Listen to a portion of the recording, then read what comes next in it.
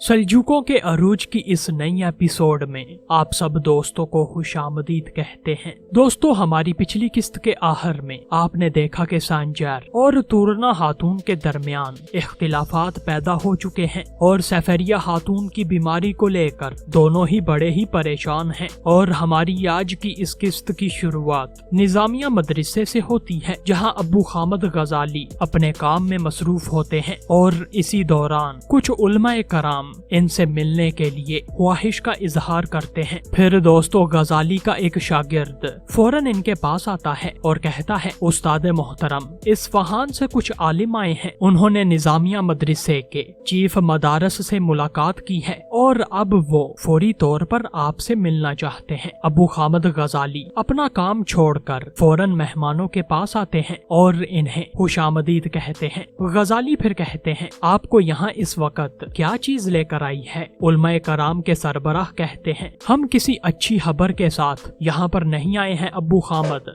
हमें तो तजस्सुस है कि एक मुदर्रिस जो इस्फहान कुछ अरसे पहले ही आया था, वो हमारे सुल्तान मलिक शाह की मौजूदगी में काजी बनकर मुकदमे की समाअत कैसे कर सकता है? एक दूसरे आलिम कहते हैं, साइंसी इल्म और तरबियत और आला मर्तबा हासिल करने की चाहत होने के दरमियान एक पतली लकीर है। फिर अबू खामद गजाली कहते हैं, जनाब, जैसा कि आप भी जानते हैं कि इल्म सिर्फ अल्लाह की जात की खातिर हासिल किया जाता है और वो जो इसे किसी और मकसद के लिए इस्तेमाल करते हैं, इसे जन्नत की बू भी नहीं नसीब होगी। मेरा अल्लाह की रजा के अलावा और कोई दूसरा मकसद नहीं था और जहाँ तक काजी बनने की बात है, तो ना ही मैं काजी हूँ और ना ही मैं इस मकाम को हासिल करने का इल्म सीख रहा हूँ। बगदाद के सरबराह काजी ने और इस्फहान के काजी असगर ने मुझे इस फर्ज के लिए अहल समझा, तो मैंने अदालत का मामला निपटाया। उलमाए कराम को, जो हमारे नबी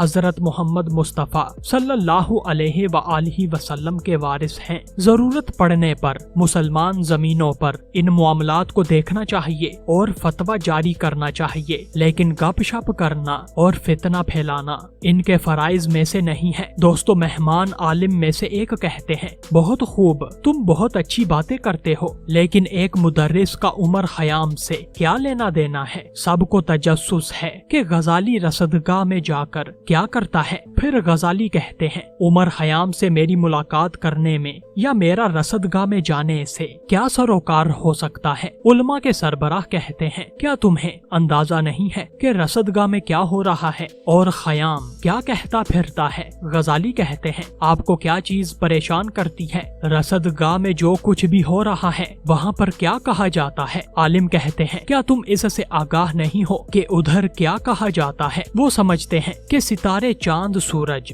नाउजुबिल्लाह अल्लाह की जगह ले सकते हैं और वो अल्लाह के कामों को सितारों से मंसूब करते हैं। माज़अल्लाह, क्या तुम्हारी आंखें जो पढ़ सकती हैं ये सब देख नहीं सकती और तुम्हारे कान ये सब कुछ सुन नहीं सकते? गजाली कहते हैं, क्या आपको सुनाई दे रहा है कि आप क्या कह रहे हैं? क्या आपने कभी फल्कियात के बारे में नहीं सुना है? क्या आपको इल्म तिबियात के बारे में कोई इल्म नहीं है? ये जाहिर है कि आपने कभी सोचा ही नहीं है कि अल्लाह दुनिया के निजाम को किस तरह चला रहा है। वाज़िया तौर पर आपने अपने कानों को बहुत सारी चीजों से भरा हुआ है, लेकिन इल्म से आपको अपने कान बहुत सी बातों से जो आप सुनते हैं साफ करने की जरूरत है। फिर दोस्तों, गजाली उलमाए कराम के सरबराह के जूतों की तरफ देखते हैं और कहते हैं, आपके जूते बहुत अच्छे हैं, ये भैंस के चमड़े से बने हुए हैं। तो अब मुझे बताएं, आपने ये जूते कपड़े की बजाय भैंस के चमड़े से क्यों बनाए हैं? आलिम कहते हैं, इसका इन नजूमियों की बकवास से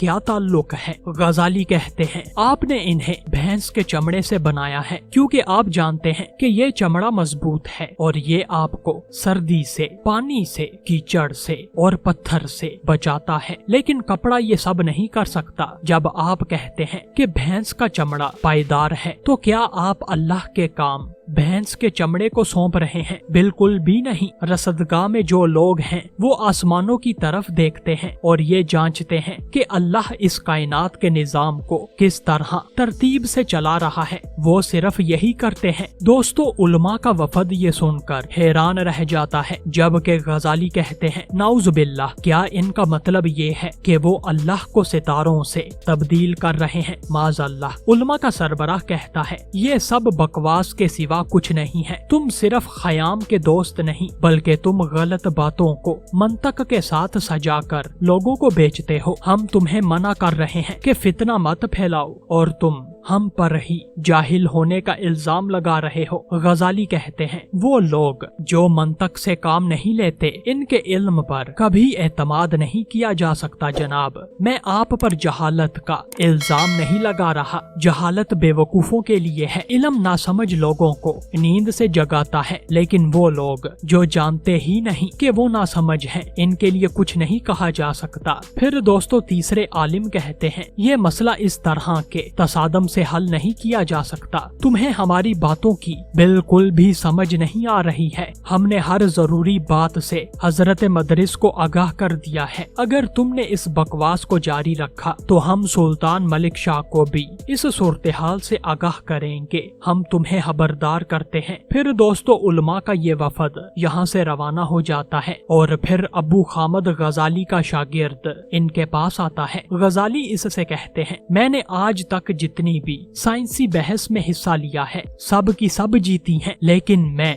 इस बहस में से कोई भी ना जीत सका जिसमें दूसरे को मालूम नहीं कि वो जाहिल हैं। इस तरह के लोगों के साथ कभी बहस नहीं करनी चाहिए। तुम इनसे कभी भी जीत नहीं सकते हो। शागिर्द अपना सर हम करता है। जबकि फिर दोस्तों, दूसरी जानब हसन सब्बाह दिखाया जाता है जो कि शाम में अपने घर के चबूतरे पर आता है और आगे खुसूसी सिपाही सांजार पहले से ही बैठा होता है। हसन सब्बाह सांजार को देखकर परेशान हो जाता है और कहता है तुम यहाँ क्या कर रहे हो? सांजार कहता है मैंने आपको कहा था कि हम जल्द ही दोबारा मिलेंगे। सफीर सब्बाह बैठ जाएं, हम आपके ही घर में हैं। हसन सब्बाह परेशानी के साथ सांजार के सामने बैठ जाता है और फिर सांजार कहता है मैं आपसे धमाका हेज मवाद के बारे में बात करना चाहता हूँ। सब्बाह कहता है बोलो तुम क्या चाहते हो? सांजार कहता है कोबल के आसपास धमाका हेज मवाद रखा गया था। अगर वहाँ हमारे ताजरों के भेस में जासूस मौजूद ना होते तो हमें इस बात का इल्म ना होता। सरबराह एलची होने के तौर पर आपके भी बहुत से सिपाही वहाँ पर मौजूद हैं। आपको इस बारे में कैसे खबर नहीं मिल सकी?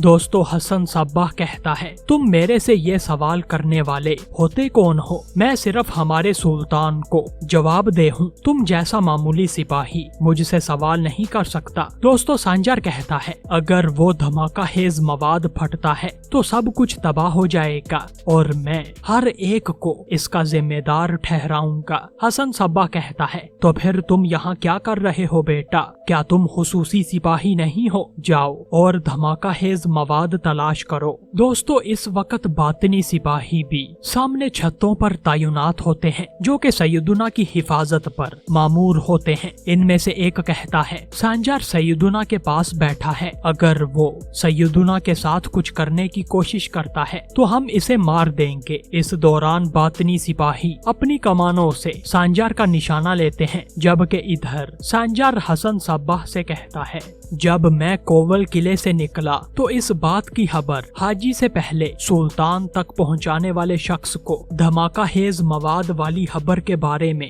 कैसे पता नहीं चल सका। हाजी के महल में होने की वजह से आप ये खबर सुल्तान को जाती तौर पर नहीं सुना सकते थे। आपको इस खबर से तब कोई फायदा नहीं होता। क्या इसी वजह से आपने इसको संजीदगी से नहीं लिया? हसन सब्बाह कहता है तुम्हें एहसास है कि तुम मेरे बारे में क्या इल्जाम लगा रहे हो? वो ज़बानें जो मेरे फर्ज जिसका मैं बहुत एहतराम करता हूँ इसके खिलाफ बोलती हैं, मैं इन्हें अपने हाथों से काट दूंगा। दोस्तों, सांजार फिर अपना हंजर निकालता है और दूर खड़े बातनी फिदाई सांजार का निशाना लेने के लिए तैयार हो जाते हैं। जबकि सांजार कहता है मुझे लगता है कि आप सर्दी की वजह से ऐसी बातें कर रहे हैं, सब्बाह गर्म हो जाएं। सांजार फिर अपने हंजर की मदद से कोयलों को हिलाता है और कहता है और कोई ऐसी बात मत करना जिसकी वजह से आपकी जबान कट जाए। मेरी इस इंतबा को अपने दिमाग में रखना। अगर मैंने आपकी ऐसी